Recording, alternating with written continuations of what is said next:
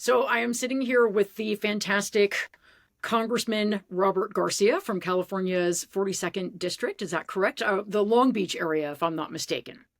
Yeah, I was the mayor of Long Beach right before I got to Congress. So, yep. Yeah, that's right. That's right. And now, among other things, you're in the Progressive Caucus, the Equality Caucus, the Free Thinker, no, the Free Speaker. There was some caucus I'd never heard of before that you were. Which one was that?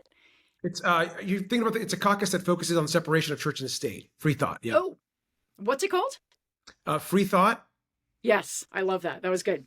And a bunch of other things. But of course, the reason that we're really excited about you is because you are now the ranking Democrat on the Oversight Committee. I mean, we're excited about you for many reasons, but I thought it would be fun to have you come on and talk a little bit about this role, which, people were very interested in getting someone who was young and dynamic in this job.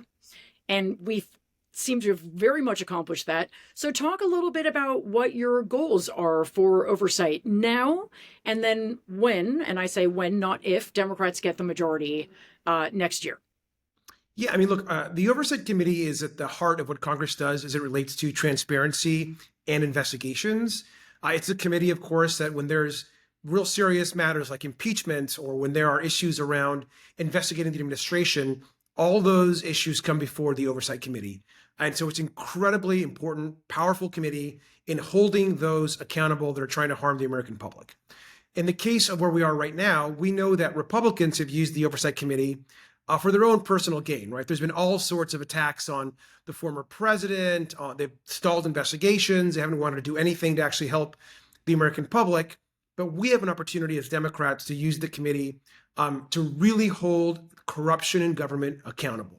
When you have someone like Donald Trump that is accepting $400 million planes and meme coins where people are just throwing in money from foreign governments and $2 billion in investment funds for the Kushner family, all of this is real corruption and has to be investigated. What Elon Musk did has to be investigated, and he must be held accountable. So that's where the Oversight Committee has a really important role. And I'm grateful that the caucus chose and decided to pick someone from like the next generation of Democrats that are going to come in with new ideas, expand the tent, bring more people in, and take an aggressive approach to fighting for our country. Yeah, well, it's good to hear, because I think that at this point, it feels a little bit, I think, to most Americans, certainly people I hear from, that there is no accountability. It feels almost like there is no rule of law, like there's a set of laws for everybody else and then a set of laws for Donald Trump and Republicans that are not the same set of laws. How do we eventually bring back a sense that the rule of law actually matters in our country? What's the grand scheme for that, do you think? Well, I think first you're absolutely correct. I mean, right now, Donald Trump wants to basically absolve himself of any laws or rules, and he wants to be a monarch. He's not interested in being a president. And so I think what's really important and why oversight is so critical is that accountability is key in maintaining our institutions, what we know of our government. If our government and our democracy is actually going to survive and thrive and be strong, there has to actually be accountability. And so when we move forward, when we win the majority back, there will be serious investigations into the Trump family, the Trump family corruption, Elon Musk and Doge, the actions of Stephen Miller when it relates to ICE and the supersizing of ICE, the actions of RFK Jr. and his destruction of the Health and Human Services Department. So all of these actions that are currently being taken, particularly those that are unconstitutional, for example, what's been happening with deportations and everything else across the country, there has to actually be accountability. We have to actually be able to investigate and say, this cannot happen again. This wasn't constitutional, so that moving forward, we don't allow this to become the new standard. We cannot allow what Donald Trump is doing to be the standard moving forward. Right. Because you really do. You want to. I have a 15-year-old, and I find myself often telling them, like, this is not normal. This is not the way it's supposed to be. But I worry that young people who never have not known anybody but Donald Trump for the most part, nice 4-year break with Biden, but are just thinking this is just the way it is in America. There's no rules. There's no laws.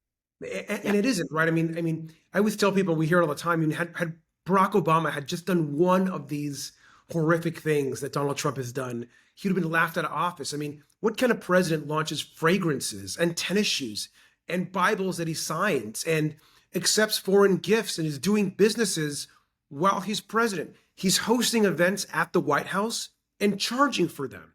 That is completely illegal under the Constitution. And so he has to be held accountable for the crimes.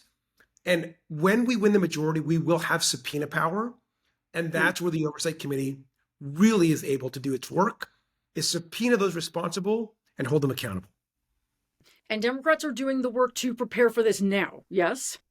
Absolutely. On the oversight, yeah. The committee doesn't have, when we're not in the majority, we don't have subpoena power. We still can begin investigations. So we've already launched a series of investigations to gain and get information. And we're preparing so that the day that we get the majority, we can then launch the subpoenas, the investigations, and demand the documents from the administration that we actually need, and to expose the public. Take the Epstein thing, for example. I mean, it's crazy. I was going to ask. I really was. Yeah, I mean, it's crazy that MAGA have been obsessed with the Epstein files for years. And look, it hasn't been our issue. We've kind of thought of it like a kind of a strange fringe issue, but clearly Donald Trump is obviously hiding something. I mean, now I'm at the point where I wasn't super interested in the past. I thought it was kind of a fringe issue, but clearly it's not, right? I mean, clearly Donald Trump is trying to hide something. And so release the files, make them accessible to the public. It's time for the public to see what's in them and to hold everyone accountable. And the Oversight Committee will have a role in doing that. Very good to know. So this is another reason to vote for Democrats if you want to see those files released. So that's great. And it is a serious issue and it is fringe, but it also speaks to a larger sort of cover up of very rich and powerful people who are trying to sort of obstruct transparency. And so if Democrats can bring some of that transparency back, I think everybody in America wins. Yeah, I think that's right. I mean, I think transparency, openness, bringing the sunshine in, it's really important for the public to know what's actually happening in our government. And Donald Trump has been so blatantly corrupt. I mean, he is the most corrupt president we have ever had. I mean, there's no question. And it's not just him, it's also his family. And so they have to be held accountable to the American public. And the Oversight Committee, I mean, think about the folks that we have on the committee. Folks like Jasmine Crockett and Maxwell Frost. And we've had in the past, as you know, folks like AOC and Katie Porter. This has been a committee that gets information, that has folks that are pushing back, and that we have to take on, in some cases, the absolute, really most extreme members of the Republican side. I mean, folks like Marjorie Taylor Greene, Nancy Mace, Lauren Boebert, they're all on this committee. And so it's going to be a challenge to kind of keep it all together, but we've got an amazing team and we're excited about the challenge ahead. You're going to try to keep sort of nudity and things, pictures of you keep that out of the committee and just kind of focus on the right. Okay. And the one question I have before I let you go is ICE. The raids. I'm in Los Angeles. Your district, I believe, partially covers Los Angeles. We're seeing obviously horrific human rights abuses. Horrific. And again, no sense of accountability. It feels that they're operating with absolute impunity. Is this something that the Oversight Committee can and will take on? I mean, absolutely. I mean, I think what's really important is that for people to know that what's happening right now is really unprecedented. I mean, masked men and agents, that has not been the case. Them denying oversight responsibility to members of Congress when they're showing up at detention centers. It used to be we could just walk in. Now they're demanding a 7-day notice. I mean, they are really trying to hide kind of the horror that they are causing on folks across this country. The Constitution allows every person in this country, every person, both citizen and non-citizen, a set of rights and due process. That is now being stripped away from people. And we're seeing it's not just, as we know, folks that are non-citizens. There are U.S. citizens that are being detained, that are being sent abroad. You have U.S. citizen kids that with no due process are being sent to other countries. Birthright citizenship is under attack. So it's a very serious moment.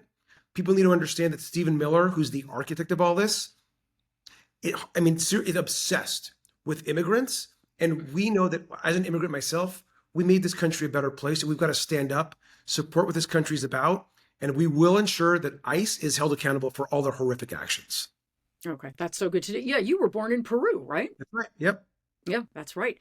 Stephen Miller, yes, extreme white supremacist sort of running all immigration policy in our country right now. It's disturbing. So I love to hear that the Oversight Committee is going to focus on this. I think there's enormous energy for Americans across the political spectrum to see ICE held accountable, to see those masks come off, to know who is behind these atrocious acts. And so I think I can speak for many, many Americans when I say I'm glad to know that this committee is in your hands, and I hope that you guys will follow through with that.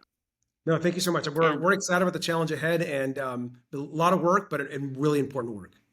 Yeah, and our job, flip the House so that you can do what you need to do. Okay, good. Well, I'm really glad to talk to you. Thank you so much for coming and talking to me, and I hope that we get to do it again soon. Good luck and Godspeed, and we will do our work, and you guys keep doing yours. Thank you for all you're doing. Yeah, thanks so much. Okay, thank you.